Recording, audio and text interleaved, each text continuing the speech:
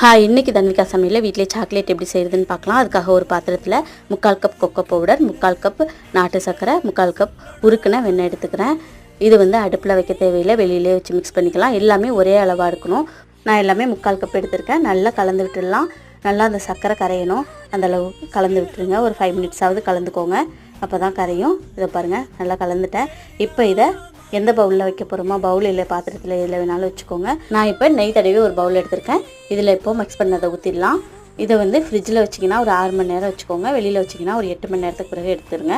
அது நல்லா செட் ஆகிருக்கும். இதில் நட்ஸ் வேணும்னா நீங்கள் மிக்ஸ் பண்ணி கூட உள்ளார வச்சிடலாம். நான் வந்து மேலால் தூவிக்கிறேன். முந்திரியை கட் பண்ணி மேலே தூவிட்டேன். இப்போ ஃப்ரிட்ஜில் வச்சுட்டு 6 மணி நேரத்துக்கு பிறகு எடுத்து காமிக்கிறேன் உங்களுக்கு. இதை பாருங்கள், சூப்பராக செட் ஆகிருக்கு. இதை கட் பண்ணி எடுத்துக்கலாம். விருப்பமான சைஸில் கட் பண்ணிக்கோங்க. நான் துண்டு துண்டாக கட் பண்ணிக்கிறேன். இதை பாருங்கள், சூப்பராக ரெடி ஆகிருக்கு ஹோம்மேட் சாக்லேட். கண்டிப்பாக ட்ரை பண்ணி பாருங்கள். குழந்தைங்களுக்கு செஞ்சு கொடுங்க. என் பையனுக்கு கொடுத்துருந்தேன்.